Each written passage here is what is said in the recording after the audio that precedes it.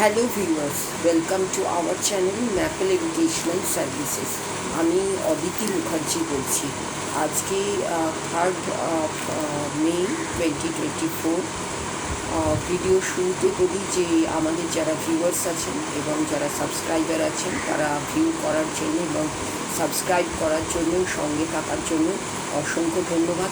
আপনাদের কাছ থেকে আমরা আরও বেশি ভিউ এবং ভিউয়ার্স এবং সাবস্ক্রাইবার আশা করছি, যে জন্যে আমরা ভিডিওগুলি দিচ্ছি সেই কাজে যাতে আপনাদের সেগুলো উপযোগী হয়ে ওঠে এবং আমাদের যে চলার উদ্দেশ্য সেটা যাতে সাফল্যের দিকে এগিয়ে যেতে পারে, সেই কারণে আপনাদের কাছ থেকে অনেক বেশি সাবস্ক্রাইবার এবং অনেক বেশি ভিউয়ার্স আশা করছি। যদি মনে হয় যে চ্যানেলটি আপনাদের গ্রহণযোগ্য এবং চ্যানেলটির ভিডিওগুলো আপনাদের ভালো লেগে থাকে, তাহলে অবশ্যই আপনারা চ্যানেলটিকে সাবস্ক্রাইব করে চ্যানেলটিকে এগিয়ে চলার কাজে সাহায্য করুন, সঙ্গে থাকুন, পাশে থাকুন।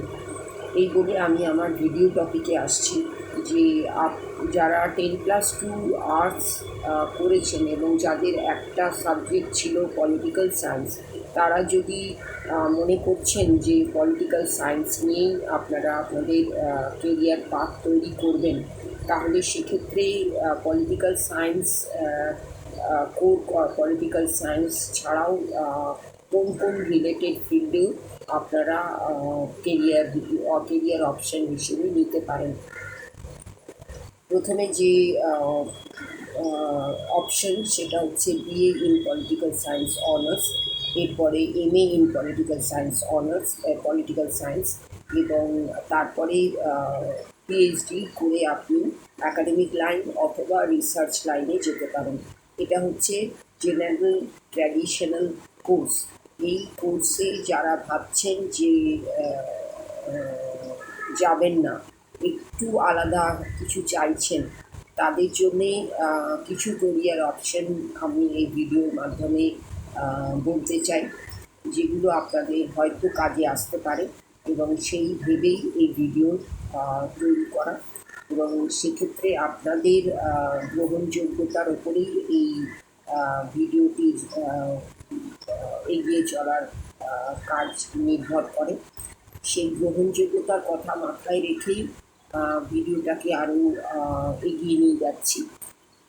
সেকেন্ড অপশন হচ্ছে আপনি BA, MA and PhD in political সায়েন্সে যদি না দিয়ে আর কী কী রিলেটেড ফিল্ডে যাওয়া যায়, যাতে করে পলিটিক্যাল সায়েন্সের যে উপযোগিতা, গ্রহণযোগ্যতা সেটাও থাকতো এবং লাইনটা ফিল্ডটা একটু চেঞ্জ হলো, জব প্রোফাইলগুলো একটু চেঞ্জ হলো এবং ফিল্ডটাও একটা নতুন ফিল্ডে প্রবেশ করা গেল। সেখানে আপনি BA in communication and political science এই বিষয়টা নিয়ে পড়াশোনা করতে পারেন। এদের ডিউরেশন হচ্ছে 3 to 4 years এবং ভর্তির জন্য আপনাকে কিছু এন্ট্রেন্স দিতে হবে, সেগুলো আমি পরে আসছি। এই BA in communication and political science নিয়ে আপনি পলিটিক্যাল সায়েন্সের যে এসেন্সটা সেটা রইল, তার সঙ্গে আর একটা অ্যাভিনিউ আপনার যোগ হলো, সেটা হচ্ছে কমিউনিকেশন। আজকে হচ্ছে কমিউনিকেশনের যুগ। কমিউনিকেশন ছাড়া আপনি কিন্তু কোনো ফিল্ডে এগিয়ে যেতে পারেন না।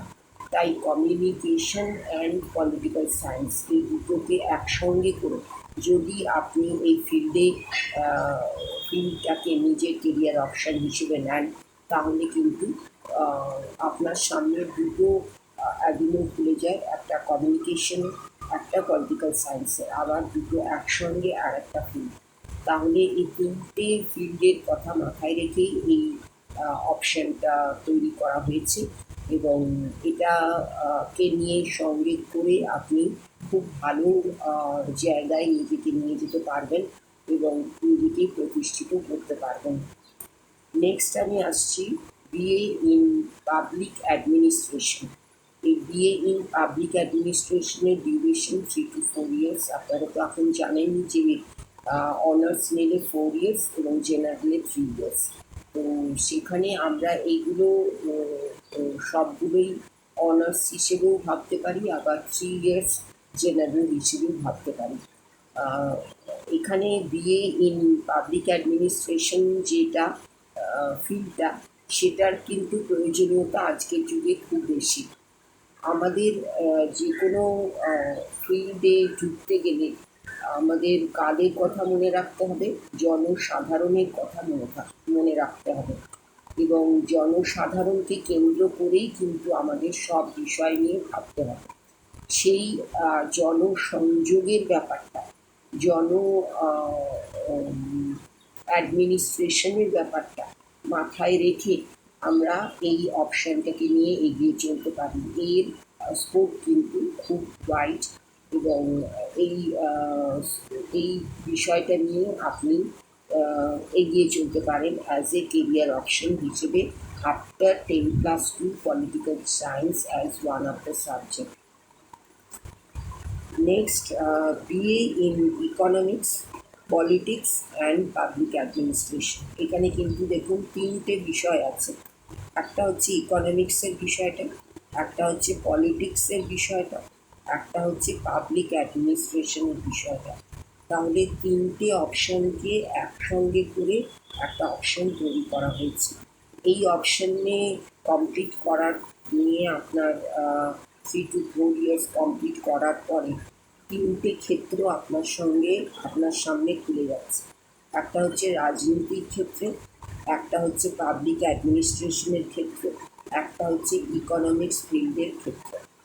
এই তিনটে ফিল্ডকে নিয়ে আপনি খুব ভালোভাবে একটা জায়গায় পৌঁছে যেতে পারেন, যেখানে আপনার কাজের সুযোগটা অনেক বেশি হতে চলেছে। এরপরে আপনি বিএ ইন এলএলবি করতে পারেন। এর ক্ষেত্রে এর duration 5 years। BA in LLB করার ক্ষেত্রেও কিন্তু পলিটিক্যাল সায়েন্স খুব ভালোভাবে আপনার কাজে আসবে, এবং অনেক কিছু বিষয় আসে যেগুলো আপনি বিএ এলএলবির সময় দেখতে পাবেন যে সেই বিষয়গুলো আপনার অলরেডি পড়া হয়ে গেছে। এবং আইনের গুরুত্ব, আইনের উপযোগিতা, আইনের আইনের ক্ষেত্র, সেটা আজকের যুগে আপনি দেখছেন যে তাদের ক্ষেত্রটা, তাদের উপযোগিতা, তাদের প্রয়োজনীয়তা আমরা প্রতি পদক্ষেপে উপলব্ধি করতে পারছি। আইনকে বাদ দিয়ে কিন্তু আমরা কোনো কিছুই করতে পারি না। আইনকে মেনেই আমাদের সব কিছু করতে হবে, এবং সব কিছুকে নিয়ে চলতে হবে। তাহলে সেই ক্ষেত্রটাও আপনার সামনে পলিটিক্যাল সায়েন্স পড়ার পরে উন্মুক্ত হয়ে যাচ্ছে, এবং আপনি দেখবেন যে পলিটিক্যাল সায়েন্সের অনেকগুলো বিষয় আমরা আইনের মধ্যে আইন এলএলবি এই অপশনের মধ্যে খুঁজে পাই। এই খুঁজে পাওয়ার জন্য অনেকগুলো ক্ষেত্র আপনার কাছে খুব সহজভাবে ধরা পড়বে। এইভাবে আপনি পলিটিক্যাল সায়েন্স থেকে বিএ এলএলবি করে আইনের ক্ষেত্রে প্রবেশ করতে পারেন। এখন আমাদের প্রশ্ন আসতে পারে যে আমি যে পলিটিক্যাল সায়েন্সে এলএলবি করলাম, পলিটিক্যাল সায়েন্সে BA in political science honours নিয়ে করলাম, বিএ ইন পাবলিক অ্যাডমিনিস্ট্রেশন করলাম, BA in communication and pol science করলাম, বিএ ইন বিএ করলাম, তারপরে আমি কি করব? এখানে আর একটা খুব ভালো অপশন আমরা খুঁজে পাই পলিটিক্যাল সায়েন্সের ক্ষেত্রে, BA in international relation. BA in international রিলেশনেরও ডিউরেশন 3 to 4 years, এবং এখানে যে কোনো অপশানেই যেতে গেলে আপনাকে কিছু এন্ট্রান্স দিতে হয়। এন্ট্রান্সকে কোয়ালিফাই করে তবে আপনি আপনার ডিজায়ার্ড অপশানে অ্যাডমিশন পেতে পারেন। এবং বিএ ইন ইন্টারন্যাশনাল রিলেশনের উপযোগিতা, প্রয়োজনীয়তাও আমাদের যুগে এখনকার যুগে খুব বেশি করে আমরা উপলব্ধি করছি, কারণ আমরা এখন বাস করছি গ্লোবালাইজেশনের যুগে। তো সেক্ষেত্রে ইন্টারন্যাশনাল রিলেশনের প্রয়োজনীয়তা খুব বেশি করে আমাদের মনে করিয়ে দিচ্ছে, এবং ইন্টারন্যাশনাল রিলেশন ছাড়া আমরা কোনো একটি দেশের সঙ্গে সম্পর্ক স্থাপন করতে পারি না। কোনো দেশের সঙ্গে সম্পর্ক না করে আমরা একা কিন্তু চলতে পারি না। তাহলে যদি কোনো দেশের সঙ্গে সম্পর্ক স্থাপন করতে হয়, সেক্ষেত্রে কিন্তু ইন্টারন্যাশনাল রিলেশন দিয়েই আমাদের করতে হবে। এইটা আপনাদের কাছে একটা নতুন ফিল্ড, নতুন বলবো না, আগেও ছিল, এখনও আছে, পরেও থাকবে, এবং সেই ফিল্ডে আপনারা প্রবেশ করতে পারেন আফটার 10+2 উইথ পলিটিক্যাল সায়েন্স। এরপরে আমি যে প্রশ্নটা নিয়ে ভাবছিলাম সেটা হচ্ছে যে কোনো অপশানই কমপ্লিট করার পরে আমাদের কাছে কী কী জবের স্কোপ ওপেন হতে পারে। যেমন যদি আমরা এমএ ইন পলিটিক্যাল সায়েন্স করলাম, বিএ ইন পলিটিক্যাল সায়েন্স করার পরে এমএ ইন পলিটিক্যাল সায়েন্স করলাম বা বিএ ইন পলিটিক্যাল